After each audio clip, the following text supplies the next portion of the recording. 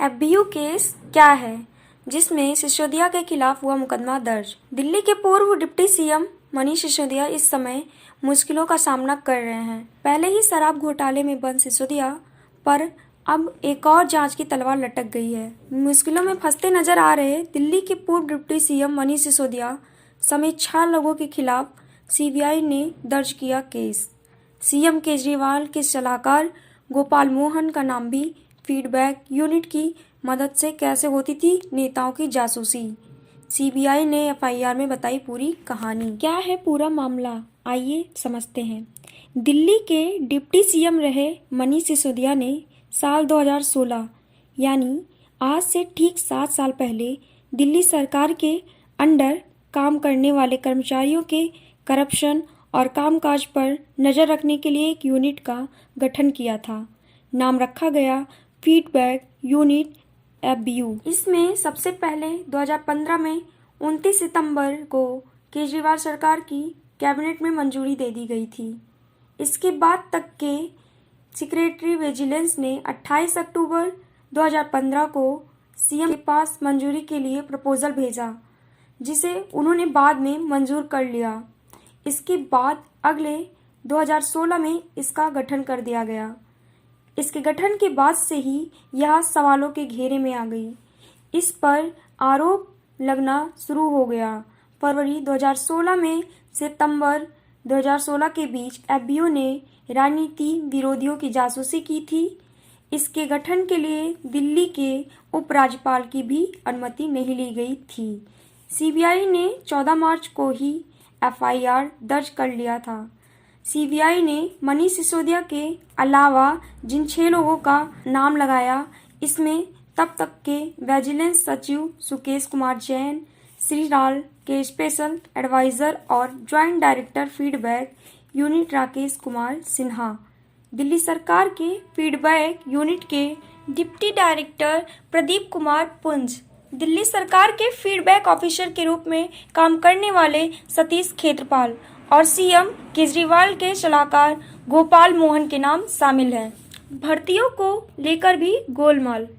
Feedback unit का जब 2016 में गठन हुआ, तब इसमें शुरुआत में 20 लोगों की भर्तियां की जानी थी। इसके लिए दिल्ली सरकार के उद्योग विभाग की 22 पोस्टों को खत्म करके लिया जाना था। बाद में दिल्ली सरकार को एंटी करप्शन ब्यूरो की 88 पोस्ट को भरने की बात कही जा रही थी। उसका भी सिर्फ प्रपोजल था और एलजी की तरफ से भी अनुमति नहीं ली गई थी। सीबीआई ने जांच में क्या क्या पाया। सीबीआई ने अपनी जांच में बताया कि नियमों को ताक पर रखकर फीडबैक यूनिट का गठन किया गया था और वर्किंग के चलते सरकार को 36 लाख रुपए का राजकोषीय घाटा हुआ है। सीबीआई ने यह भी आरोप लगाया कि फीडबैक यूनिट की ओर से पेश की गई रिपोर्ट में 40% मामले राजनीतिक और व्यक्तिगत थे, जो कि एक यूनिट के कार्यशैली के बिल्कुल विपरीत थे। सीबीआई ने यह भी बताया कि इस यूनिट के तहत किसी भी अधिकारी और विभाग के खिलाफ कोई कार्रवाई नहीं की गई। सीबीआई की ओर से दर्ज एफआईआर में यह भी बताया गया कि ज़्यादातर मामले बिना विजिलेंस विभाग, पुलिस और दूसरे विभाग को बताए कई दिनों से पेंडिंग में पड़े हैं। सूत्रों ने यह भी बताया कि केंद्रीय अन्वेषण ब्यूरो ने पैसों के हेरफेर, गुप्त पेमेंट और भ्रष्टाचार की भी जानकारी इकट्ठा कर रखी है। सीबीआई ने अपनी जांच में कुछ दस्तावेज सीज किए हैं। इन दस्तावेजों के अनुसार सिल्वर सीट डिटेक्टिव और डब्ल्यूडब्ल्यू सिक्योरिटी को सीक्रेट सर्विस फंड की तरीके से भुगतान किए गए हैं। सीबीआई ने दावा किया कि इन पेमेंट को चुकाने के लिए फर्जी वाउचर का सहारा लिया गया था।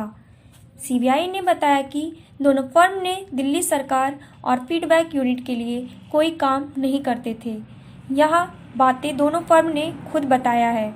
एफआईआर के मुताबिक फीडबैक यूनिट में वित्तीय और प्रशासन के डिप्टी डायरेक्टर शाम्स अफरोज ने सीक्रेट सर्विस फंड की ओर से किए गए खर्चों के अनुचित हिसाब का मुद्दा उठाया था, लेकिन तब एफबीयू ज्वाइंट डायरेक्टर यूनिट जीएनसीटीडी के साथ गोपनीय मामलों को देख रही है और इसकी रिपोर्ट सीधे मुख्यमंत्री अरविंद केजरीवाल को भेजी जाती है। वहीं एफआईआर में यह भी बताया गया है कि तब के विजिलेंस सचिव जैन ने इस दौरान अफरोज की ओर से मुद्दे उठाने के बाद भी सीक्रेट सर्विस फंड के दुरुपयोग पर कोई कार्रवाई नहीं की है।